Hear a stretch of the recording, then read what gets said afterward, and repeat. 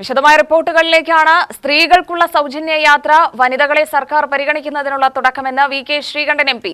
പ്രിയദർശിനി പദ്ധതിക്ക് പാലക്കാടും ഉജ്ജ്വല തുടക്കം. സ്ത്രീകൾക്കുള്ള കെ.എസ്.ആർ.ടി.സി ഓർഡിനറി ബസ്സിലെ സൗജന്യ യാത്രയ്ക്ക് പാലക്കാട് ഉജ്ജ്വല തുടക്കം. രാവിലെ 9 മണിയോടെ പാലക്കാട് ആസ്ഥാനത്ത് നടന്ന ചടങ്ങിൽ വി.കെ. ശ്രീകണ്ഠൻ എം.പി. പ്രിയദർശിനി പദ്ധതിയുടെ ഉദ്ഘാടനം നിർവഹിച്ചു.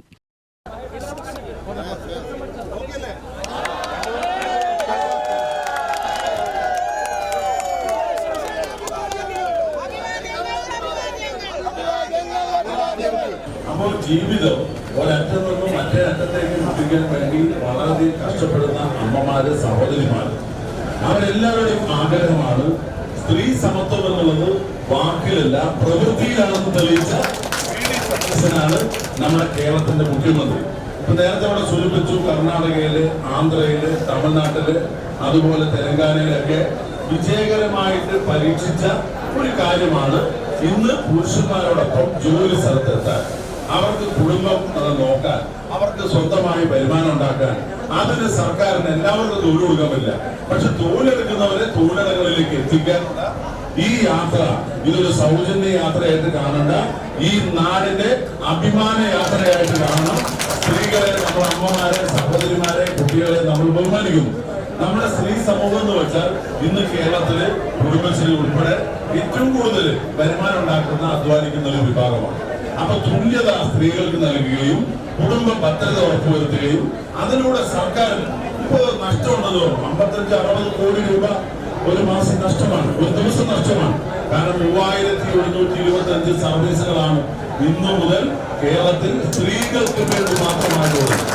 ഗുരുവായൂർ സർവീസിലെ ബസ്സിൽ പട്ടാമ്പിക്ക് യാത്ര ചെയ്യുന്ന സ്ത്രീക്ക് 0 ടിക്കറ്റ് നൽകിയാണ് ഉദ്ഘാടനം നിർവഹിച്ചത്. തുടർന്ന് ബസ്സിന് ഫ്ളാഗ് ഓഫ് കർമ്മം എം.പി. നിർവഹിച്ചു. അതായത് വളരെ നല്ല കാര്യമാണ്. കാരണം സാധാരണക്കാരെ സംബന്ധിച്ചിടത്തോളം പിന്നെ രാവിലെ ഇപ്പോൾ തൊഴിലാളികളൊക്കെ പോകുമ്പോൾ അവരൊരുമിച്ച് പോകുന്ന സമയത്ത് അവർക്ക് തുച്ഛമായ ശമ്പളം കിട്ടുമ്പോൾ തുച്ഛമായ ഒരു വരുമാനമാണ് കിട്ടുക. ഇതുപോലെ രാവിലെയും വൈകുന്നേരമൊക്കെ കിട്ടുമ്പോൾ അത് മിച്ചം പിടിക്കാൻ പറ്റുമെന്നാണ് എൻ്റെ അഭിപ്രായം. നല്ലൊരു കാര്യം തന്നെ, നല്ലൊരു കാര്യമാണ്. ഇതിപ്പോൾ എവിടെ വേണമെങ്കിലും ഫ്രീ ആയിട്ട് പോവാം, എവിടെ വേണമെങ്കിലും പോവാം. അതുകൊണ്ട് മിസ്യൂസ് ചെയ്തിട്ട് നമ്മളിപ്പോൾ ഒരു കാര്യത്തിന് ഇപ്പോൾ ഞാൻ പോകുന്നൊരു ശില്പശാലയിൽ പങ്കെടുക്കാൻ വേണ്ടി പോകാം. ഇതിന് മുമ്പുള്ള ഒരു ബസ്സിൽ കയറണം എന്ന് പറഞ്ഞിട്ടാണ് വന്നത്. പക്ഷെ ഇവിടുത്തെ ആ തിരക്കും ഇതൊക്കെ ആയിട്ട് ഇതിൽ കയറാൻ പറ്റി. ഇനിയിപ്പോൾ അവിടെ എത്തുമ്പോഴേക്കും ഉദ്ഘാടന ചടങ്ങ് കഴിഞ്ഞിട്ടുണ്ട്. എന്നാലും വളരെ സന്തോഷമുള്ളൊരു കാര്യമാണ്. ആദ്യമായി ബഹുമാനപ്പെട്ട കേരള മുഖ്യമന്ത്രിക്ക് വളരെ നന്ദി അറിയിക്കുന്നു. സ്ത്രീജനങ്ങൾ എന്നും മുഖ്യമന്ത്രിക്ക് കൂടെ ഉണ്ടാവും. ജില്ലാ അസിസ്റ്റന്റ് ട്രാൻസ്പോർട്ട് ഓഫീസർ മഹേഷ് പരിപാടിയിൽ പങ്കെടുത്തു. പതിവിലധികം സ്ത്രീ യാത്രക്കാർ യാത്രയ്ക്കെത്തി. നിരവധി UDF പ്രവർത്തകരും ചടങ്ങിലെത്തി. മധുര വിതരണവും നടത്തി. കേരളത്തിലെ UDF സർക്കാർ നടപ്പാക്കുന്ന സാമൂഹിക ക്ഷേമത്തിനായുള്ള നിരവധി പദ്ധതികളുടെ തുടക്കമാണിതെന്ന് എം.പി. പറഞ്ഞു. 10 വർഷം കേരളം ഭരിച്ചിട്ടും സ്ത്രീ യാത്രക്കാർക്ക് യാതൊന്നും ചെയ്യാത്ത ഇടതുപക്ഷമാണ് ഇതിനെ എതിർക്കുന്നതെന്ന് ശ്രീകണ്ഠൻ പറഞ്ഞു. സ്ത്രീകളുടെ കെ.എസ്.ആർ.ടി.സിയിലെ PSC റാങ്ക് പട്ടിക 6 മാസത്തേക്ക് നീട്ടിയതായും എം.പി. ചൂണ്ടിക്കാട്ടി. പ്രകടന പത്രികയിലെ എല്ലാ കാര്യങ്ങളും നടപ്പാക്കുമെന്നും എം.പി. അവകാശപ്പെട്ടു. ചടങ്ങിൽ Ramesh Pisharody MLA എത്തിയിരുന്നില്ല. UTV news, Palakkad.